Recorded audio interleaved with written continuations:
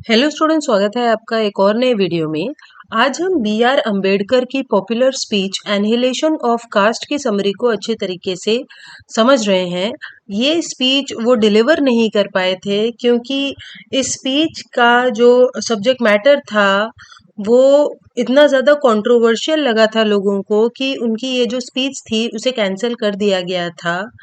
तो इस स्पीच में डॉक्टर अंबेडकर ये बोलने वाले थे, ये बताने वाले थे कि कैसे कास्ट सिस्टम को खत्म कर देना चाहिए, तब ही हमारा जो समाज है, हमारी जो सोसाइटी है, उसकी ट्रू प्रोग्रेस हो सकती है और हमारा जो समाज है वो आगे बढ़ सकता है। तो चलिए अब हम लोग इस स्पीच के इंट्रोडक्शन को देखते हैं और उसके बाद फिर समरी को अच्छे तरीके से समझते हैं। तो जैसा मैंने आपको बताया, एनहिलेशन ऑफ कास्ट, एनहिलेशन का मतलब खत्म कर देना। तो ये जो स्पीच है अनडिलीवर्ड स्पीच है ये, यानी कि वो डिलीवर नहीं कर पाए थे बी आर अम्बेडकर, और 1936 का ये टाइम था जब इस स्पीच को वो देने वाले थे। The speech was intended to be delivered at an anti caste convention held in Lahore by Hindu reformers.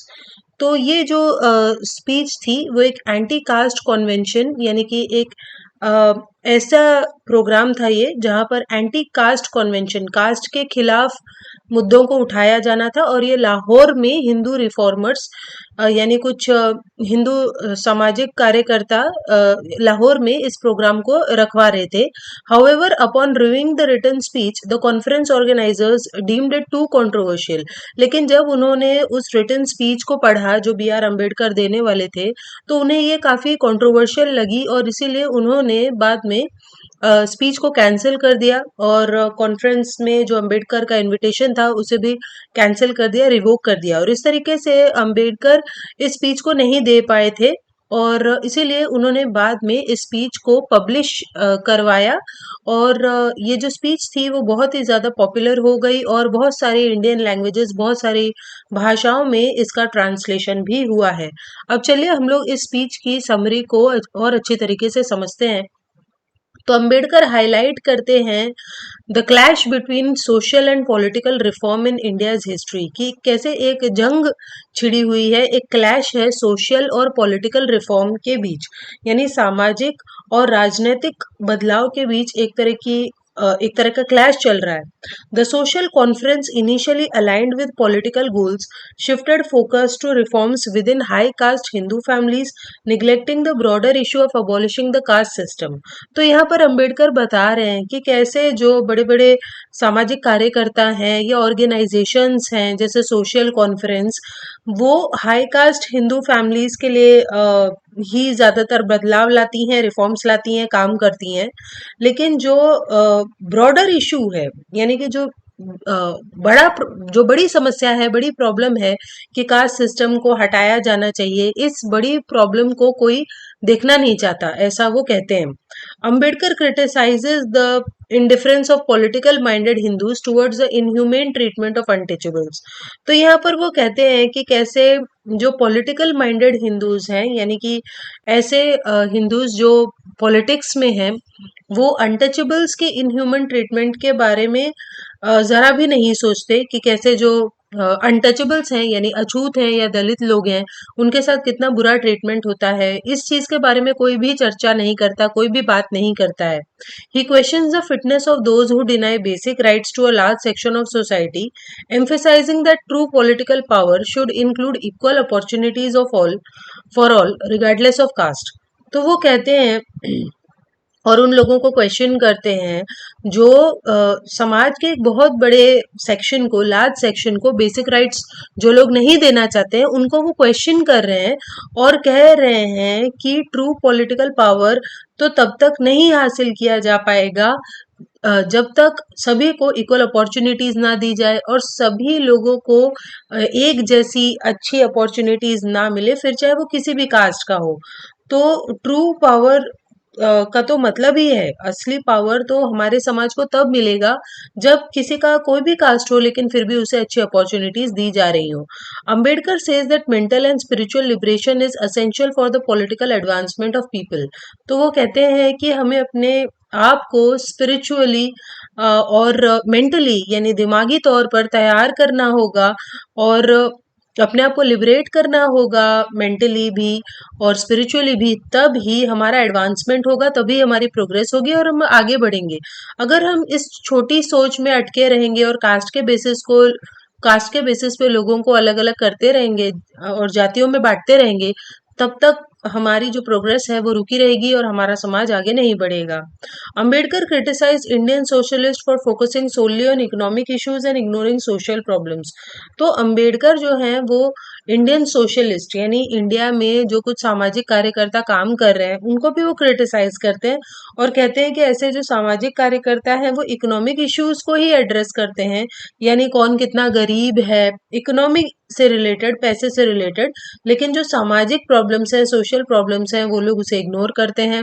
Ambedkar question whether the proletariat if in power would address caste discrimination and unite against economic disparities. तो यहाँ पर अंबेडकर कहते हैं कि जो गरीब लोग हैं अगर वो पावर में आ जाएं तो क्या वो कास्ट डिस्क्रिमिनेशन को हटाएंगे, इकोनॉमिक डिस्पैरिटीज को हटाएंगे।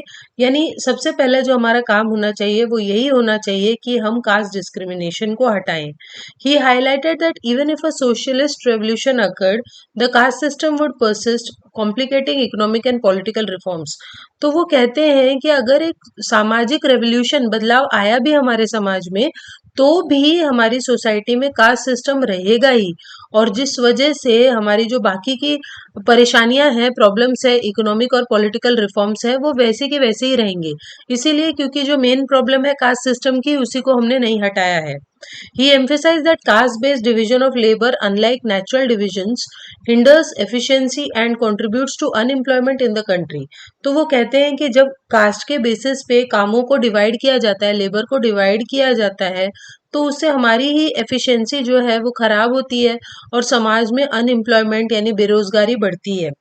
Ambedkar concluded that the caste system as an economic organisation is harmful. तो वो कहते हैं कि कास्ट सिस्टम हमारे लिए बहुत हार्मफुल है और इससे इंडिविजुअल कैपेबिलिटीज यानी हर किसी की जो काम करने की क्षमता है वो रुकती है, क्योंकि वो रिजिड सोशल रूल्स यानी जो समाज ने उस इंसान के कास्ट के बेसिस पे रूल्स बना दिए, उस इंसान को उन्हीं रूल्स में अटके रहना पड़ता है। तो वो कहते हैं कि एक हिंदू सोसाइटी जिसमें बहुत सारे कास्ट हैं, इस तरह के समाज में, इस तरह की सोसाइटी में यूनिटी, एकता नहीं आ सकती। और इस तरह का जो समाज है वो एकता तभी दिखाता है जब कोई दंगे होने लगे। बाकी टाइम पे इस तरह का समाज बटा हुआ ही रहता है और इसीलिए हमें कास्ट को मिटाने की जरूरत है। Ambedkar criticises the caste system for hindering communication and common activity among Hindus. तो वो कहते हैं इस कास्ट सिस्टम की वजह से ही हिंदुओं में एकता नहीं आ पाती है, लोग एक दूसरे से ठीक से कम्युनिकेट नहीं करते हैं, बातचीत नहीं करते और ना ही एक साथ कोई एक्टिविटी करते हैं, और इस तरीके से एक यूनिफाइड सोसाइटी, एक एकता नहीं आ पाती है हमारे समाज में। He emphasized that sharing in a common activity is essential for societal bonds which the caste system inhibits। तो वो कहते हैं कि कॉमन एक्टिविटी और शेयरिंग ये तभी हो पाएगा जब कास्ट सिस्टम को हटाया जाए, क्योंकि ये जो कास्ट सिस्टम है वो इनहिबिट करता है यानी रोकता है कॉमन एक्टिविटीज होने से या शेयरिंग होने से। ये जो कास्ट सिस्टम है वो लोगों को रोकता है, इनहिबिट करता है, और इसीलिए कास्ट सिस्टम को हटाने की जरूरत है। Caste according to Ambedkar negatively affects the ethics of Hindus, eroding public spirit, charity and public opinion. तो वो कहते हैं कि ये जो कास्ट है, कास्ट सिस्टम है, वो हिंदुओं को और हिंदुओं के जो एथिक्स हैं, वैल्यूज हैं, उसको नेगेटिवली इफेक्ट करता है और लोगों की जो ओपिनियंस हैं, लोगों की जो स्पिरिट है, उसको नुकसान पहुंचाता है caste system. Loyalty is often restricted to one's caste. और बहुत से लोग सिर्फ अपने कास्ट के लोगों के प्रति ही लॉयल रहते हैं, और अगर कोई दूसरे कास्ट का है तो उसके लिए उनके मन में सिंपैथी यानी दया भावना या एप्रिसिएशन नहीं रहती, और इसीलिए भी हमें कास्ट सिस्टम को हटाने की जरूरत है। He questions whether Hindus have committed treason against their country in favour of their castes. तो क्वेश्चन करते हैं हिंदुओं से कि अगर वो सिर्फ अपने ही पर्टिकुलर कास्ट के प्रति लॉयल है, तो क्या वो अपने कंट्री के प्रति लॉयल है? क्या वो अपने कंट्री से धोखा नहीं कर रहे, ट्रीजन नहीं कर रहे? ऐसा वो क्वेश्चन पूछते हैं। Ambedkar propose several solutions to abolish the caste system. तो ऐसे कास्ट सिस्टम को हटाने के लिए, अबॉलिश करने के लिए उन्होंने बहुत सारे उपाय बताए। तो ऐसे कास्ट सिस्टम को हटाने के लिए अंबेडकर ने बहुत सारे ऑप्शंस दिए हैं, सॉल्यूशंस दिए हैं। जैसे कि सबसे पहला इंटरकास्ट डाइनिंग। तो वो कहते हैं कि लोगों को एक साथ बैठकर खाना खाना चाहिए, फिर चाहे वो किसी भी कास्ट के हों। While acknowledging the importance of breaking caste barriers, Ambedkar considered intercaste dining alone as insufficient. He argued that allowing people from different castes to dine together may not eliminate the consciousness of caste. तो वो कहते हैं कि सिर्फ एक साथ खाना ही काफी नहीं है, हालांकि ये भी एक इम्पॉर्टेंट चीज है। अगर लोग एक साथ खाना खाने लगेंगे, अलग अलग कास्ट के लोग, तो उससे एक यूनिटी की भावना आएगी। इसके बाद वो एनकरेज करते हैं इंटर मैरिज। वो कहते हैं कि अलग अलग कास्ट के लोगों को एक साथ शादी करनी चाहिए। Ambedkar believed that intermarriage leading to the fusion of blood was crucial in creating a sense of kinship. तो वो कहते हैं कि अलग कास्ट के लोगों की अगर शादी होगी तो उससे एक किनशिप, एक तरह की यूनिटी, एक तरह की एकता आएगी लोगों के बीच। He emphasized that this feeling of kinship must prevail over caste consciousness for the caste system to dissolve. तो वो कहते हैं कि ये जो किनशिप है, एक तरह की ये जो यूनिटी लोगों के अंदर आएगी, उस वजह से कास्ट सिस्टम डेफिनेटली डिसॉल्व हो जाएगा।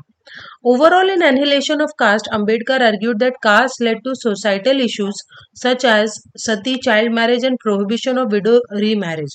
तो इस तरीके से Annihilation of Caste में अंबेडकर बता रहे हैं कि कैसे इस कास्ट सिस्टम की वजह से बहुत सारी दूसरी समस्याएं हैं हमारे समाज में, जैसे सती, चाइल्ड मैरिज और विडोज की रीमैरिज नहीं होती है, जो विधवाएं उनकी फिर से शादियां नहीं होती, और इसीलिए हमें कास्ट को हटाने की जरूरत है। According to Ambedkar, caste endogamous characters also give rise to features such as division and gradation of labour, the prohibition of interdining and occupation determined by birth.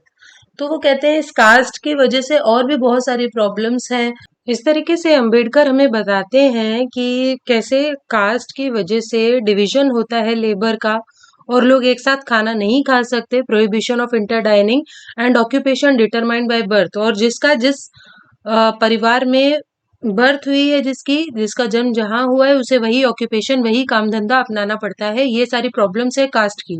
He believe that the destruction of the caste system was the only viable solution to address these issues. तो वो कहते हैं कि caste system को destroy करेंगे तो ही इस तरह के इश्यूज और प्रॉब्लम से छुटकारा पाया जा सकता है। Among the various measures propose for annihilation of the caste, Ambedkar considered intercaste marriages to be the most effective. तो वो कहते हैं कि इंटरकास्ट मैरिज होने से भी ये जो कास्ट सिस्टम है ये टूटेगा और लोग और ज्यादा यूनाइटेड होंगे। इस तरीके से वो हाईलाइट करते हैं the detrimental impact of caste on Hindus, की हिंदूज के ऊपर कास्ट का कितना ज्यादा बुरा असर होता है। डिट्रीमेंटल का मतलब होता है बुरा। The impracticality and harm of reorganising Hindu society based on chaturvarna. तो ये जो चार कास्टेज में बटा हुआ है हिंदू सोसाइटी, ये भी खराब है समाज के लिए, ऐसा वो कहते हैं। और अगर हम लोग कास्टेज को हटाएंगे तब ही लिबर्टी, इक्वलिटी और फ्रेटर्निटी हमारे समाज में आएगी, ऐसा वो कहते हैं। तो यहीं पर ये जो समरी है वो खत्म हो जाती है। आई होप आपको ये समझ में आई होगी। सो चलिए हम मिलते हैं नेक्स्ट वीडियो में, तब तक के लिए बाय।